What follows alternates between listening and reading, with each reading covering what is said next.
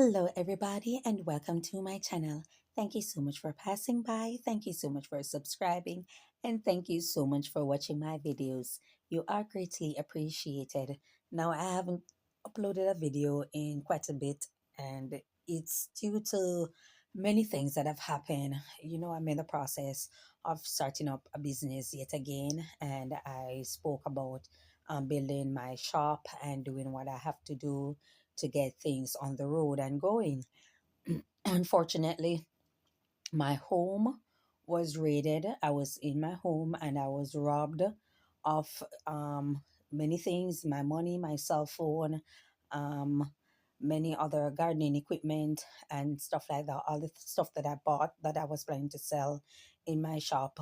I was robbed of it and stuff like that. And it hurts me to my core because it's not like I left them somewhere and then the place was broken into. It was actually in my home. I was in my bed sleeping and I was robbed in my home. Someone came into the vicinity of my home and robbed me of all the things that I have.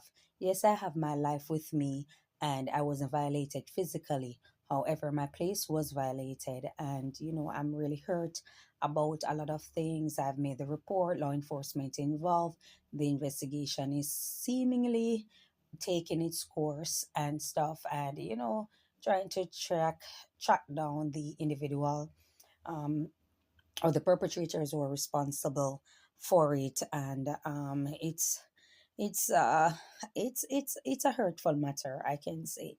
And the reason it hurts so much is many things that have happened. It has also caused me and my family to have a falling out. It has caused me to not trust a lot of persons, and the fact that I came to social media and I was seeking assistance and stuff like that, and I did not get any. And I was struggling with myself by myself, not a dollar in contribution from anyone, and I struggled and I'm trying to build something for myself, and it's taking a little while. And to know that I'm not even at the party. I'm not even at the venue yet. I'm not even at the gate as yet. And then I they shook me down, they shook me for what I had. And it just items that I bought and I had to, continue selling until the shop is completed. And so to know that this has happened, that they take me right back to square one, was really a hurtful moment. You understand me? Because a lot of things have bought and a lot of things were put in place and a lot of things I had on standby. And they took a lot of things from me, meaningful things also that could really help me. And it's really a hurtful situation. And I'm the type of person, I keep hope alive and I'm positive, upbeat, and I focus on moving forward at all time. And it's almost like a reset. Been a little bit of what should I say, a blessing in disguise, because I've gotten more customers. It's not grand, but I appreciate small mercies. And so I've gotten a slight increase in customers. Other persons have showed me some sort of empathy towards what took place.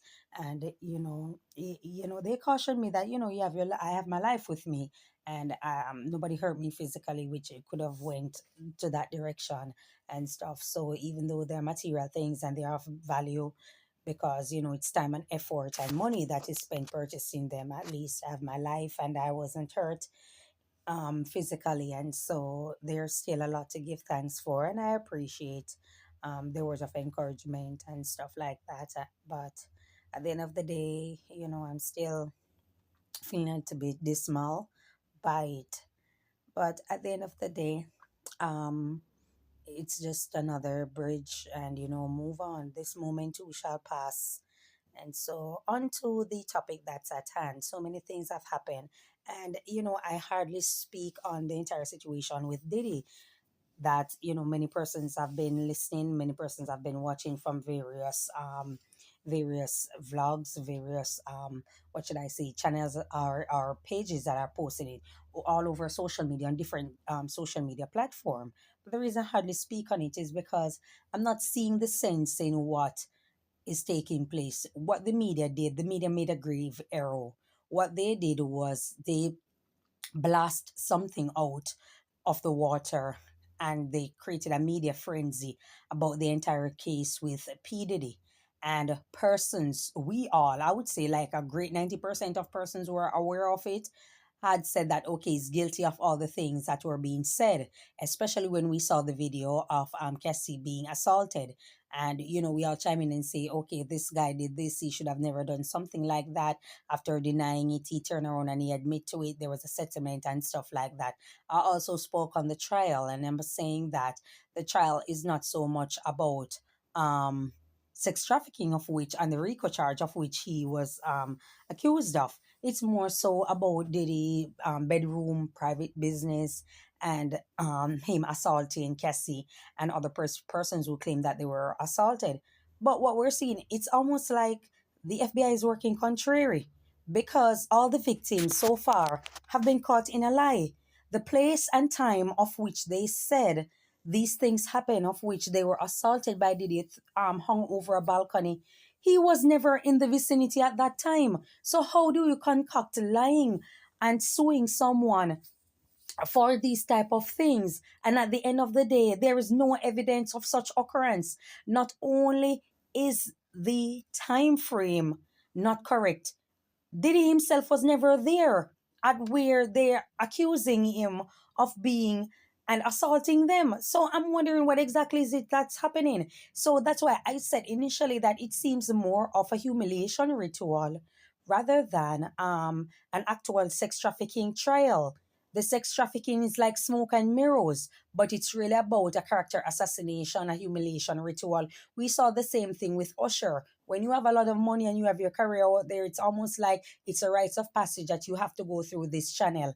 Not that you will necessarily be found guilty or be in prison, but you have to walk that path wherein there is this huge embarrassing situation, I'm sorry, that comes up, where we saw it with Usher and the herpes situation and stuff like that. And I'm wondering exactly what exact I'm wondering I'm sorry, what exactly is it that's taking place, because it seems to be the case. It's very contrary. It's almost like the FBI is running contrary, because persons kept saying 95% of their cases they win, 95% of their cases they win. So it gives one the impression that, oh, these guys are always right. But what we realize, or what we are realizing during this case, is that they will have people come in and have them speak or testify of a particular situation, providing that they were given immunity. So if they were like a drug addict, if they were involved in drug trafficking, if they were involved with any form of illegal activity or even clandestine activities with Diddy himself or with an accused who is on trial, they are given immunity. So they will not be charged or criminally charged for any crime, providing that they go on stand and testify that this was what took place, and the charges that are laid against the individual or the accused are in fact true. Unfortunately for the FBI, is the witnesses don't seem to be credible.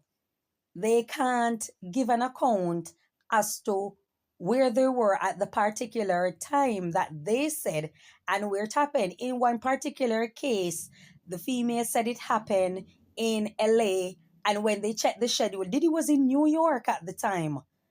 Diddy was in New York at the time. One of the biggest cases prior to his trial was one who was suing him for RAPE.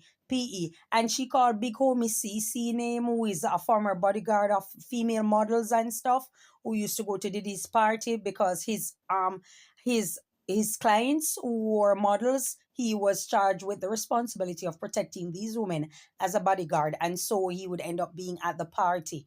He was one of them who was accused, saying that he coincided with Diddy when he was raping her, and also speak on Jaguar Wright, saying Jaguar Wright was there. When they checked the when they fact checked it, they found out that Jaguar Wright was actually in jail at the time. She wasn't in the state.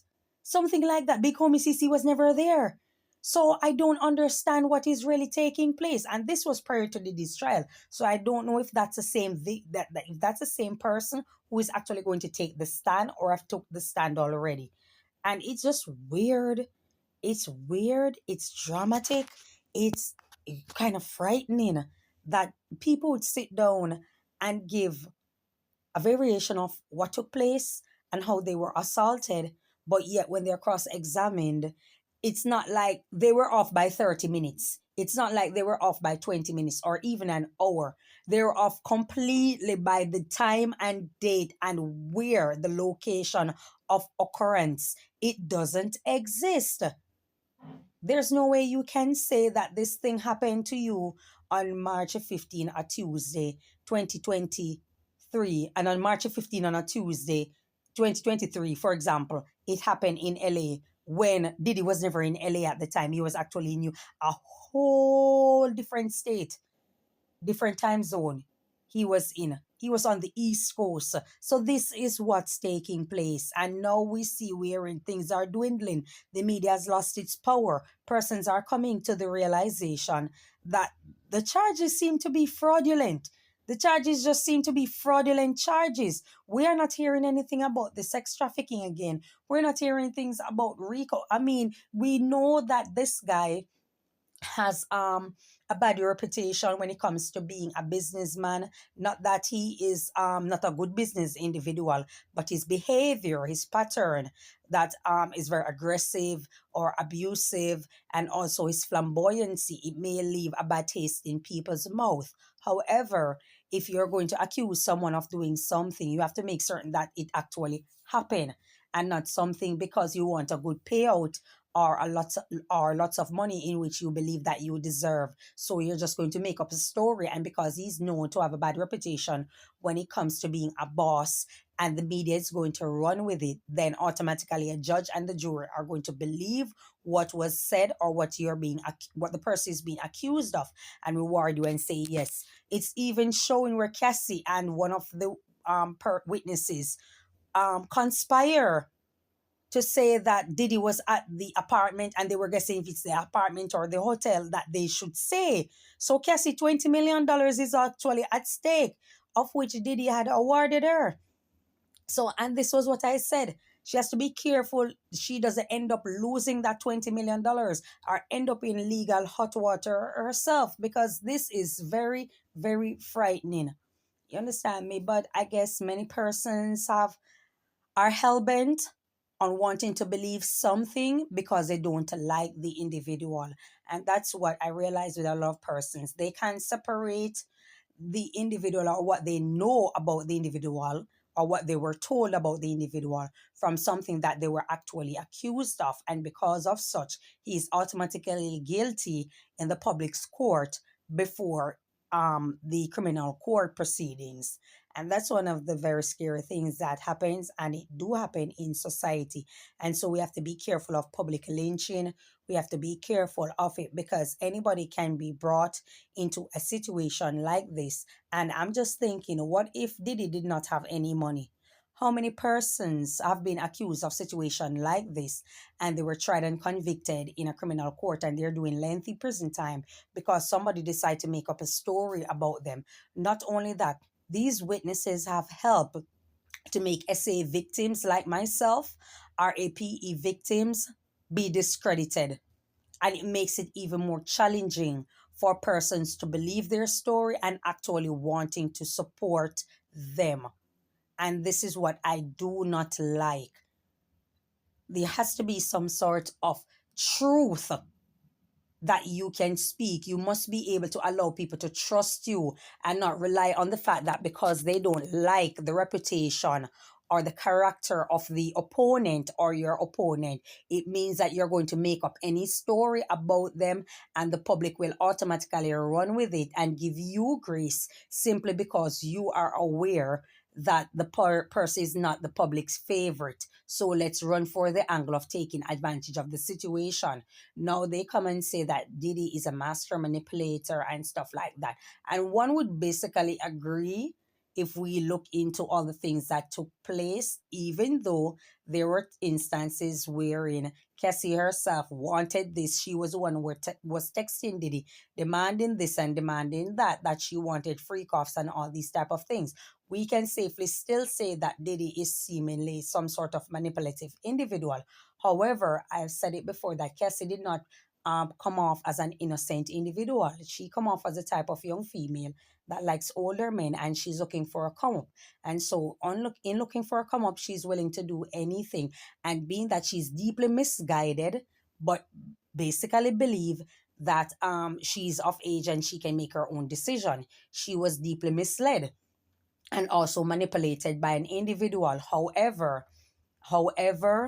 there were perks and benefits that he came with, like a different lifestyle, a very luxurious lifestyle, jet setting all over, going here for vacation, affording the most expensive and luxurious clothes, vehicle, all of these type of things. And so she would have wanted that. However, when we look into this situation, it's best when we listen to our parents. That's if our mother had cautioned her. It's best if we listen to our parents and just know that, especially when they are guiding you properly, especially when they are guiding you properly, because there are lots of parents out there who will encourage their children to live a certain lifestyle that is rather questionable, that's rather very dark and dangerous. It's also reported in the trial by the last witness that her and Cassie did a lot of drugs before meeting Diddy.